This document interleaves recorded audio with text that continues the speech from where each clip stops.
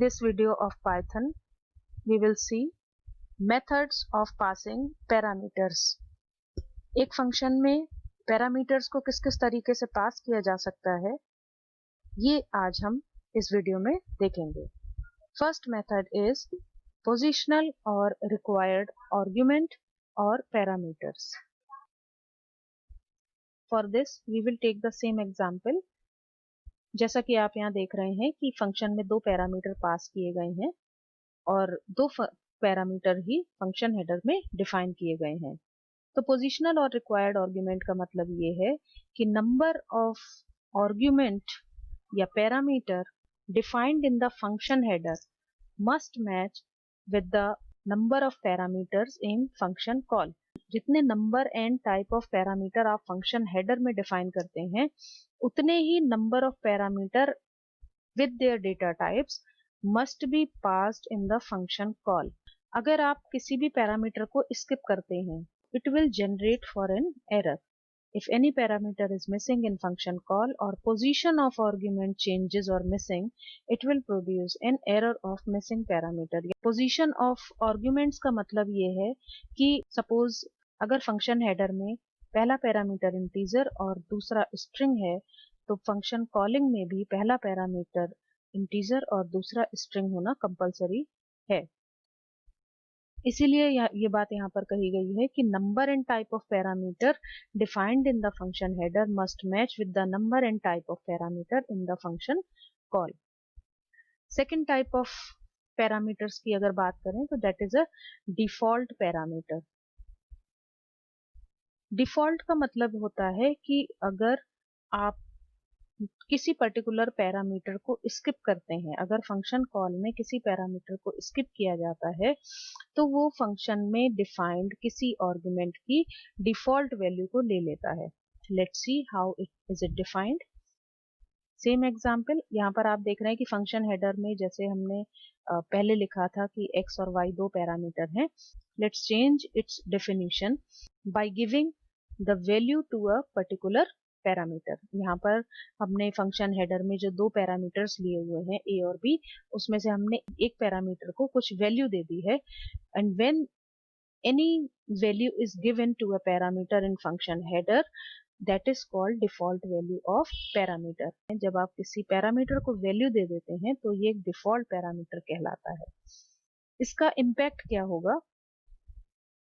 इसका इम्पैक्ट ये है कि जैसे अभी हमने पिछले एग्जाम्पल में देखा था कि वहां पर जब हम एक पैरामीटर को स्किप कर रहे थे तो it was generating an error.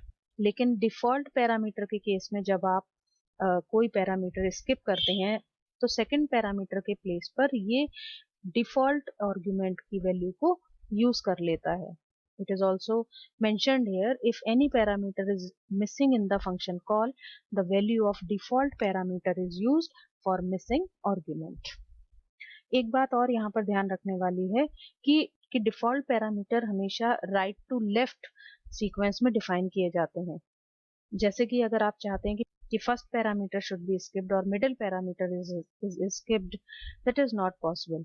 In the case of default argument, the value of default parameter should be defined in the function header from right hand side. हम स्टार्टिंग से कोई भी आर्गुमेंट को स्किप नहीं कर सकते, क्योंकि according to the positional argument पहले पैरामीटर की वैल्यू पहले में जाती है और दूसरे पैरामीटर की वैल्यू सेकंड में जाती है. अगर आप कोई भी पैरामीटर स्किप नहीं करते हैं तो जैसे हमने पोजिशनल आर्गुमेंट को यूज किया था, उसी तरह से ये दोनों पैरामीटर की वैल्यू फंक्शन में यूज हो जाएगी. As the earlier method, the number of parameter in function call must match with the number of parameter in function header अगर आप सारे पैरामीटर्स को पास कर रहे हैं. Moving towards the third method, that is keyword और named argument. पिछले दोनों मेथड में हमने ये देखा कि position of argument cannot be changed. You can skip a parameter to use its default value, लेकिन position of argument हमारे दोनों मेथड में ही चेंज नहीं हो रही थी. यानी फर्स्ट पैरामीटर फर्स्ट वैल्यू में जाएगा और सेकंड पैरामीटर सेकंड वैल्यू में, एंड सो ऑन. तो पोजीशन ऑफ आर्गुमेंट चेंज करने की फैसिलिटी हमें थर्ड मेथड देता है, दैट इज अ कीवर्ड और named argument. Here we can read also that in the above both methods The position of argument cannot be changed. In keyword or named argument, it can be done by mentioning the names of argument in function call statement. The variable named must be same as in the function header. इस चीज को एक example से समझ लेते हैं. Again the same example is here कि function header में दो पैरामीटर डिफाइन किए गए हैं और फंक्शन कॉलिंग में वही दो पैरामीटर पास किए गए हैं, just like the positional argument. To use the keyword or named argument, we have to change the function call statement. यहाँ पर function call statement में हम simple variable पास नहीं करेंगे या only value पास नहीं करेंगे. Here we will use the value along with the variables और वेरिएबल भी वही लिए जाएंगे जो आपके फंक्शन हेडर में डिफाइन किए गए हैं. The name of passed argument will be the same as the name of variable in function header. ये यहाँ पर बहुत इंपॉर्टेंट बात है कि फंक्शन कॉल स्टेटमेंट में जो वेरिएबल का नेम आपने फंक्शन हेडर में यूज किया है वही वेरिएबल का नेम विद द वैल्यू आप फंक्शन कॉल में देंगे to make it as a keyword और नेम्ड आर्ग्यूमेंट. और इस केस में हम इसकी पोजीशन को भी चेंज कर सकते हैं. जैसे कि आप एग्जाम्पल में देख रहे हैं कि y की वैल्यू को पहले नंबर पे पास किया गया है और x की वैल्यू को सेकंड नंबर पे पास किया गया है. So we can use the name of formal argument in function call as of actual argument. Any argument can be written in any order in this method.